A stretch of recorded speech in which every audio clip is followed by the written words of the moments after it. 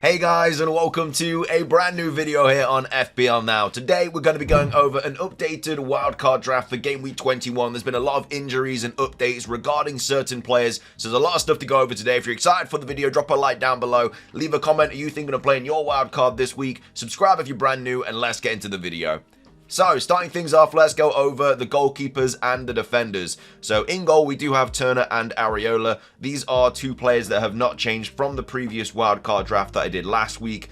Again, as I've always said, Turner is seemingly still going to be the number one. He's not going to be somebody that you're playing every single week, but it's nice to have just in case something happens to Areola again, or something already has happened to him this season. It's nice to have a playing goalkeeper on the bench, and for 3.9 mil, looks to still be Forest's number one goalkeeper. He didn't play in the FA Cup, meaning that he's probably going to be the first choice in the Prem games until we maybe get a new goalkeeper in the January transfer window. I've not heard anything about that, but it's definitely something that I think we can all agree we need as Forest fans. Yeah, still, for right now, he's not too bad of an option. He's only 3.9 mil as well, so you'd be spending that on a backup goalkeeper regardless, so I don't think there's any real reason not to have Turner on a wildcard draft. And then your main goalkeeper is Areola. Again, that could be Raya, it could be Edison, it could be Allison. I've just gone for Areola because he's cheap. They've got some nice fixtures coming up, Sheffield United away and then Bournemouth home. Fair play that United and Arsenal after that aren't too great,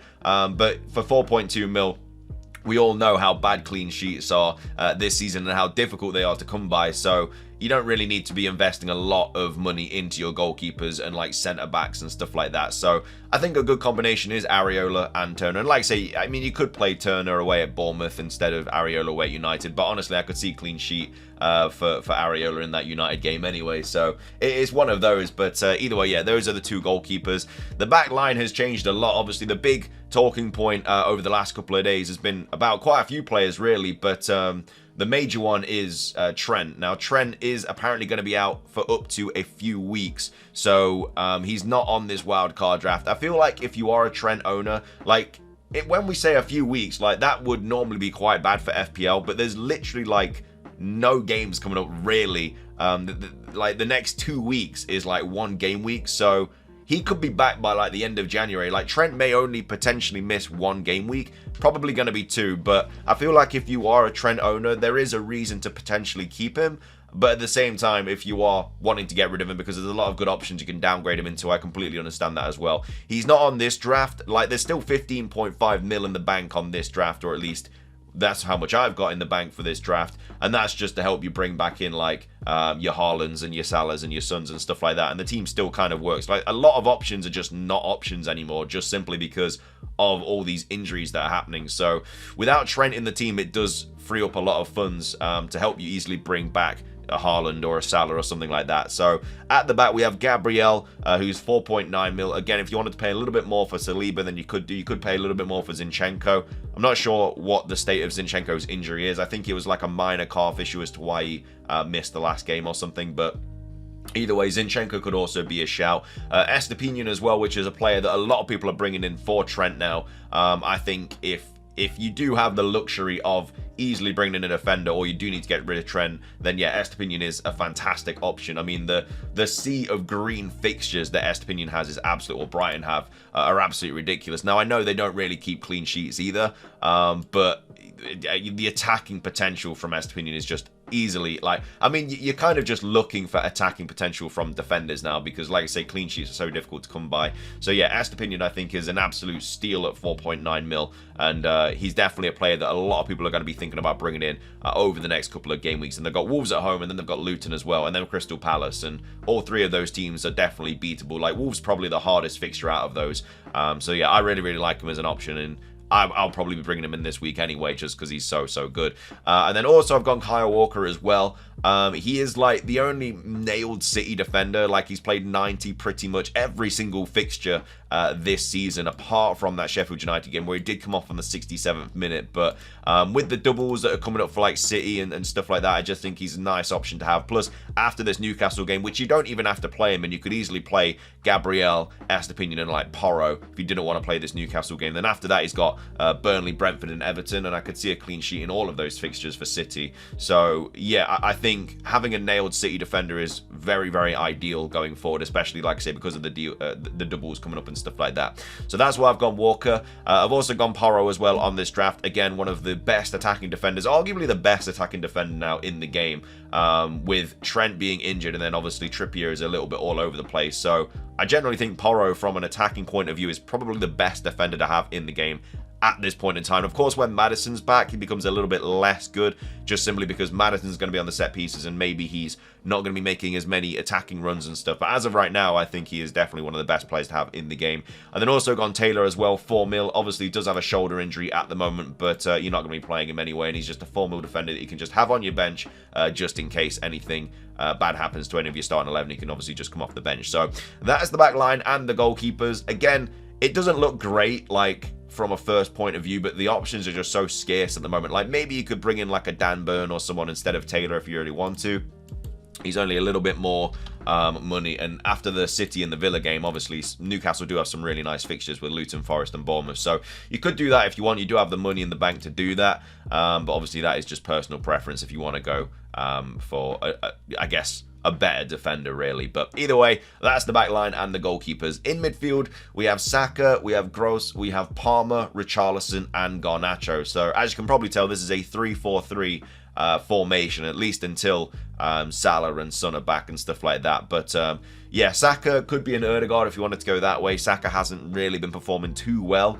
He didn't really play too well in the FA Cup game either. But yeah, just the fact that he's on penalties, and he should come good at some point. He is a fantastic player, one of the best English players that we have. So, you know, form is temporary, but, you know, class is permanent. And hopefully he comes back and absolutely smashes it out of the park. And they've got some nice fixtures coming up as well with Crystal Palace and Forest. So you could expect maybe a couple of returns in those fixtures, especially with how bad Palace are at the moment. Forest away will be a little bit more difficult, especially because Nuno seems to have sorted us out a little bit more now. But apart from that, he's capable of scoring in any game. He's capable of getting an assist in any game. Like I say, I always don't think he's got that massive haul potential, but I do think he's still a really good option. But you could go Ødegaard if you wanted to go a little bit different and a little bit less template. But Saka's on this draft. Gross also on this draft as well. I feel like he's just made his way into the draft because of so many options now being out. Like, obviously Foden's not on this draft, and some people might be raising their eyebrows at that. But with Doku back, Grealish back, obviously De Bruyne back, Alvarez is still obviously available to play. Like, I think his minutes are going to be managed. I mean, Foden is playing really well, and he should start most of the next fixtures. But at the same time, if he does get benched, it's just one of those. It's really annoying. But if you wanted to go Foden, you very well could do over Gross. I don't mind that option at all. Just gone Gross just because of the fixtures, and you know he is pretty much playing 90 in every single fixture as well, and his stats aren't actually as bad as people are making it out. Like in that West Ham game, he had an XG of 0.62, which is not bad at all, and he's always got like the assist potential as well. Like, his stats are decent, and I think with the lack of options in midfield, like Bowen now out for a month, you know, all the players that are off to AFCON and the Asian Cup, like, there is not a massive pool of players to choose from. So that's why he's in this draft. If you wanted to go Foden over him, then fair play, you go and do that. It's just, I think I really like the fixtures coming up for Brighton, and his stats are actually pretty good. I've also gone Palmer as well. Did not play that well in the Carabao Cup yesterday at all. Missed an couple of absolute sitters actually, but still the best like player for price in this game this season. You know, 5.5 is what obviously I can sell him for, but he's 5.7. Absolute ridiculous deal. Really nice fixtures coming up as well. Fulham, Wolves and Palace in the next 5. Obviously Liverpool and City also in the next 5, but he's a player that you can just play every week, you know, on penalties still. I mean, Nkunku's injured again, so yeah, I absolutely don't see any reason why you would not have Palmer on a wildcard draft this week. Richarlison in there as well. I haven't spoke too highly about Richarlison because of the lack of, I guess, attacking potential that they have in the team now that Son and Maddison are out. But they are signing players. You know, they've just signed Werner. I don't know if that's really going to hurt Richarlison's minutes too much. I think that's more or less going to hurt. I think Werner's going to be playing on the wing a bit more, so it might hurt like Kulusevski or probably Johnson's minutes more than anyone. Richarlison, I think, is just going to play down the middle. It will hurt Richarlison's minutes when Son is back. But as of right now, I think he's fine to have over the next few fixtures. When Son's back, obviously you then bring him in because he's not going to be getting... I feel like when Son's back, he's obviously not going to get benched for Werner, so maybe Werner plays on like the right or something like that, and instead of Johnson or Kulusevski. But as of right now, yeah, I think Richarlison, he should be okay. You know, he should be on penalties. I don't think he's a terrible option. And like I said, there's just not that many options. But if you wanted to go Foden over Richarlison, then obviously that's something you could do. And I'm also going Garnacho as well, 4.8 mil, just for a bench player. But he can easily play in any fixture as well. Like they've got Luton coming up, West Ham at home, Wolves away. Fixtures that you could easily play him. Like you can easily play Garnacho instead of Palmer. I mean, obviously, benching Palmer isn't ideal, especially when he got that 18-point haul. A few people did bench him in the last game week, so that's obviously up to you. But, you know, if worse comes to worse and you have to play him, he's not bad at all for the price point that he is. So that's the midfield. And then up top, we've got Alvarez, Watkins, and Solanke. As I said, it's a 3-4-3. Alvarez, as I said about his minutes, are a little bit up in the air, but until Haaland's back, he should still be starting every single game. And with the 15 mil that you still have in the bank, as soon as Haaland's back, you literally just transfer out Alvarez and bring in Haaland, and you still have a lot of money in the bank as well. And again, he's not going to be, probably not going to be back for Newcastle, but you know, if he's back for Burnley, you definitely want him. So yeah, you easily have the money to upgrade from Alvarez to Haaland, and like I say, you've still got 8 mil left in the bank as well if you do want to bring in Son or Salah in the future as well. So that's why Alvarez is on the draft. He should be starting that Newcastle game as well. So, well, I mean, yeah, he should start a couple of the next few. I don't think De Bruyne did say that, like, he wants to play every game, but he knows that, like, he's not going to be playing every game and he's going to be managed. So that's a little bit better for Alvarez owners, but it's still, between Alvarez and Haaland, obviously you're going to want Haaland in your draft.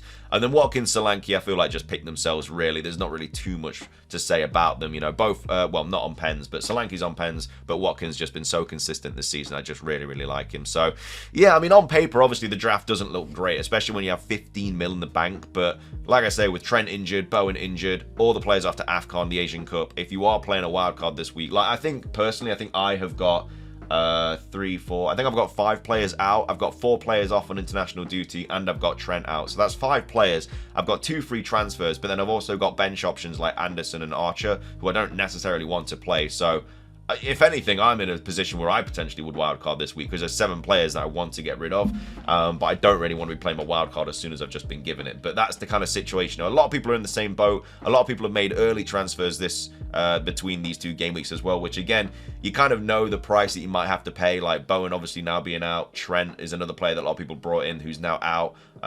So yeah, it's one of those really. It's a gamble. But yeah, I think there's going to be a lot of hits this week regardless, so maybe playing the wild card isn't that bad. But either way, this is the draft I came up with. I'll probably do my final team selection Thursday or Friday. I don't think there's going to be a lot of team news really, but I honestly have no idea what I'm going to do with my team now. Since the Bowen news where he's going to be out for a month and Trent being injured, like I generally have no idea. Like I'm going to be taking a hit. I'm going to be making 3 transfers at least this week, but yeah, I think everybody is regardless. So hope you enjoyed the video. If you did, drop a like down below, leave a comment, subscribe if you're brand new, and until next time, peace.